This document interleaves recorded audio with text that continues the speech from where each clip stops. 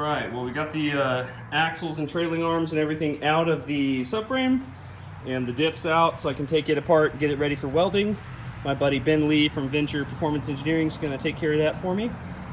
And we're going to clean up the subframe here, get the bushings pressed out and ready for the new Condor stuff, and also take the arms apart on the M3 stuff, which is over on the side of the house, so I can change all the bushings in the knuckle and everything for the M3 knuckles. So, good progress, getting there.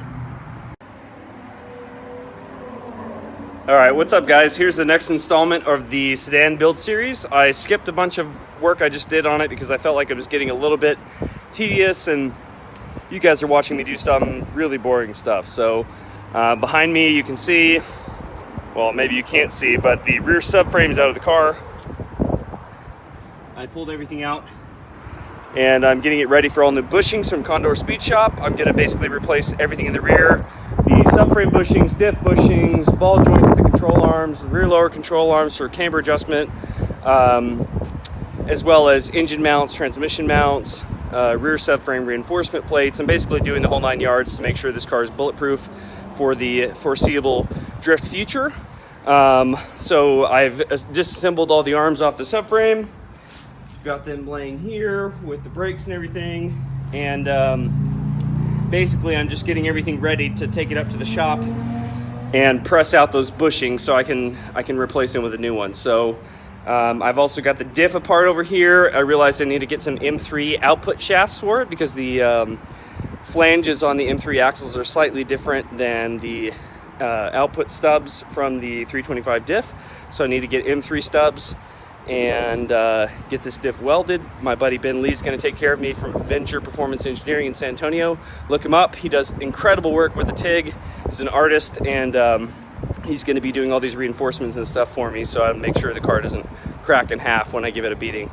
Let's take a look at some of this stuff from the other camera here. Alright, in case you didn't already get a good view, I switched this around so we can make sure to show you. There's the subframe. I've got the stock bushings in it. I'm gonna have to press those out at the shop, put the new Condor ones in. The ones I'm going with are not quite solid. They're like an in-between nylon-ish stiffness. So ideally they'll be stiff and won't let the subframe move around very much, but they'll still absorb a little bit of vibration for the street use, which will be good. Here I've got the OBD2 M3 knuckle and axle here. I took the arms off of it because I'm getting ready to take it up to the shop so I can press out these ball joints, top and bottom. There's the other one, just so that everything is absolutely brand new, and the car will just feel excellent on track and on the street. So I like having all the bushing components fresh and replaced and not steering like a bowl of mashed potatoes. So we're also going to be pressing out the trailing arm bushings. These are actually just slightly cracked, really not that bad. I don't know how many miles this M3 donor had, but I think I'm gonna run some bearings here. I've got spherical bearings in my coupe, and those allow for articulation in every direction without any binding. And one of the issues with these things is they're moving in basically along every axis, but they have limited range of movement because they sit within these brackets. Well, if you have a bearing rather than just a bushing, it allows a whole bunch of more articulation so you don't get any binding here and get better suspension performance. So probably going to go with bearings even though they're more expensive, but Condor Speed Shop has a very nice sealed bearing setup so they won't get a bunch of dust or anything in them when you're running them on the street. So that's usually the issue with like race car parts like spherical bearings, is they'll wear out from debris. Race cars are typically very clean, don't see a ton of mileage overall, and especially not street miles where there's a bunch of debris and stuff. So sealed bearing, way to go. Let's see what else. We've got the ABS sensors and stuff, which they actually cut the wires on this M3. I still have good sensors from the 325, so I could put them back into the knuckles right here and run ABS if I want. I'm not sure on that yet. I'm not going to go through the trouble of deleting the ABS block, so I may actually keep ABS and then just pull the fuse for when I want to go drifting so that the car won't freak out when I'm left foot braking. To be determined, because ABS actually is kind of nice if you ever want to track your car hard. It's nice to get into and not think too much. So those have been cut. Oh well, I've got good ones from the 325 that were not cut, or I did not cut the other ones. These are the factory lower control arms. We're not going to be using those because we're going to go with some adjustable ones to make sure we can adjust the camber properly and get it to 0 in the back. These just use an eccentric toe bolt on one of the ends, I can't remember which, but basically that's the only way to adjust toe factory. So we'll go with an adjustable length arm for the rear lower control arm. Let's see, what else? New bushings, talked about that. I'm not going to do wheel bearings, I don't think. I'm just praying these are good because wheel bearings are kind of a pain in the ass in these things. And I'm under kind of a little bit of a deadline crunch here with this car. I really need to have it done by about the 3rd week in January. So I'm going to pray that those wheel bearings are good. And we'll just do all the bushings. I'll put better brake pads in it. And then we're going to do an inline hydro to operate those brake pads. Let's see, these bushings, this stud actually came out, which is kind of a common occurrence. Some of them did, some of them didn't. That was actually the only one that did. But yeah, we'll get this subframe all cleaned up. I'll probably just paint it black to protect it from rust. There's a little bit of surface rust here. Wire wheel all that down, clean it up, and then we'll do the same thing. I'm gonna paint probably the brake caliper brackets. They're not too bad, but they're a little bit rusty and old, and I'm just kind of OCD like that, where if I can make it look way better for another 20 or 30 minutes, or maybe more, but a little bit more time, it'll look way better going back together. Same thing on the R-tab brackets. They're actually not too bad, but I'll probably put a little bit of paint on those too. And then here we've got the diff. I already mentioned the output splines. So on the non-M axle stubs, they have this little indentation here, this little ring cut out. Hey, keep it down. So you can see that little indentation. And on the M axles, they do not have an indentation appropriate for that. So you can see it's just like this big circular thing, and they won't butt all the way up to it. They hit where it should be clearance on here for that little indentation. And if you look on the non-M axle here, you can see why this one works, because it's clearance there. So it's got this little area where it rides down in there. So this one will fit up.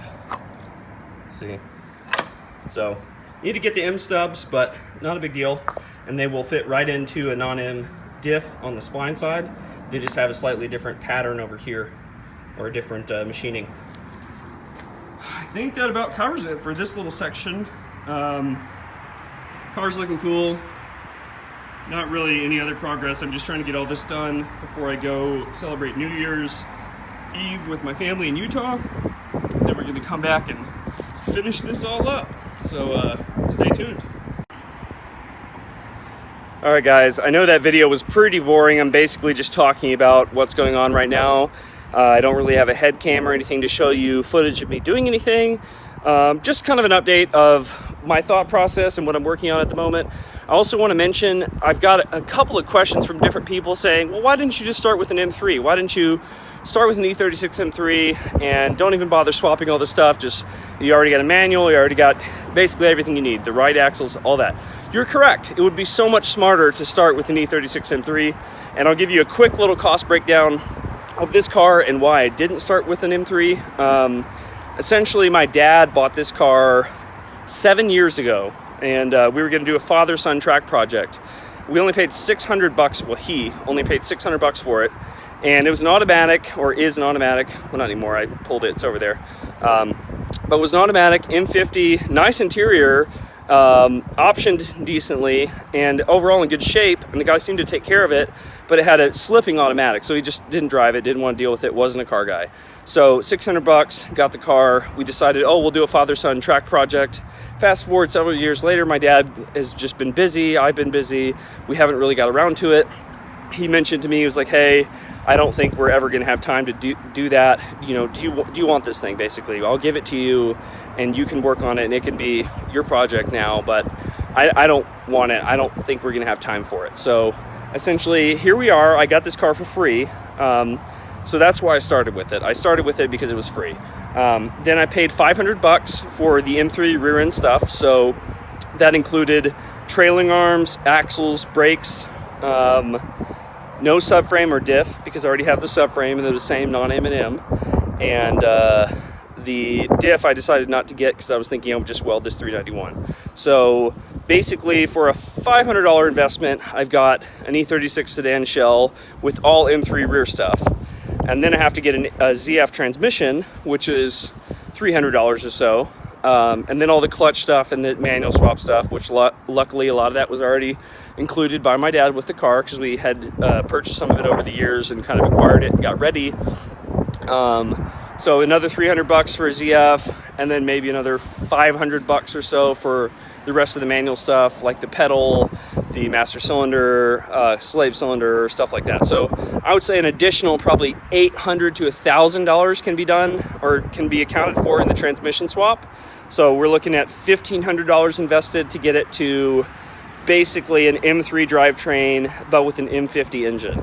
And then we're looking at a sedan M3, or it's basically a sedan M3, but it doesn't have an S52. But for $1,500 with nice interior, with full AC, with heater, you know, all those things, not just some ratted out, you know, because you can buy an M3 for cheap. You can get an M3 for $3-4 grand, but they're going to be a pile. They're not going to be nice. Everything's going to be torn up. They're going to require a lot of maintenance. And if you're mechanically inclined and willing to do all that stuff, or you're just building a missile, go for it. Go get one of those. But I wanted something that was a little bit nicer, that I could street drive, that I would have AC and not like hate going out on dates in or whatever. Like, be able to actually enjoy the car versus just, hey, this is just a second race car I built. It's also really uncomfortable. Like, I don't need another one of those. I have one that's really fast. So having something a little bit nicer that I can enjoy every day was kind of the goal, because back when I had my street turbo M3, I had a really fun time just daily driving it all the time. I didn't even have to go fast. It was just sounded so good and just put a smile on my face every day. So I was kind of yearning for that again, and that's the idea behind the sedan here. So now you know a little bit more about the financials of it. Basically $500 for the M3 rear stuff, a little bit more to reinforce it and weld the diff, and then the manual swap stuff to get it to a ZF and get the clutch in it and stuff like that. So that does add up. But then I end up with a very nice interior 325 that's very capable of handling 500 plus wheel horsepower thrown at it with clutch kicks and everything, and it will be good to go. And so yeah, that was my thought process. Certainly an M3 would have been nicer, but a nice example M3 with all the interior bits and everything would probably still go for $7,500 or something, like a nice one that I'm looking for this car's purpose. So all that said, where was I going with that?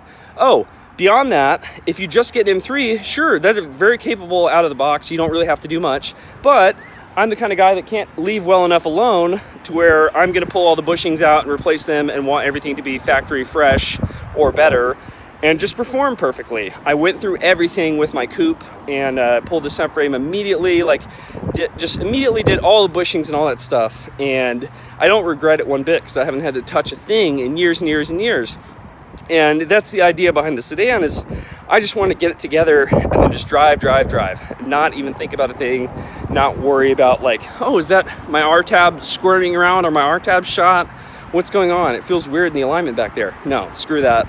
I want it to be great. I want it to be perfect right away. So it's not that difficult to do all the bushings. I've done it a couple times now. I've gotten substantially better as a mechanic over the years. Back when I was like 16, I was intimidated by essentially everything. And now I'm almost 30, so I've had quite a few years to screw with it and make mistakes and learn. So that's a little bit of the reasoning behind the financials of the 325, why I did that instead of an M3. Basically got a really good deal on it. And I'm also trying to keep it low power, so a turbo M50 with 300 wheel or 350 wheel is really attainable, very easy, and really is no difference M3 versus non-M at that kind of power level. They're so easy to attain on any of these 6 cylinders. So that's a little bit of that. What else was I going to go over? Yeah, I guess that's pretty much it. I just get questions a bit about why I used the 325 rather than an M3, and that's why. It was already here. So stay tuned for more updates. I don't know how much more you'll see in the next week or so, because I'm going to go visit my parents tomorrow in Utah. But we'll be back on this thing probably second week of January or so, maybe a little bit earlier than that. I'm gonna have my buddy Ben from Venture Performance Engineering come up here. I think we're gonna take the car to the shop, and he's just gonna weld in. He's gonna go weld crazy on the TIG and weld in all of these subframe reinforcements, shock tower reinforcements, front subframe reinforcements, front shock towers. Like, we're doing the whole 9 yards, just making sure this thing is absolutely bulletproof, and we'll be ready for some really exciting events in late January. I can't really talk about that trip yet, but you'll hear about it soon. Thanks for watching. See you next time.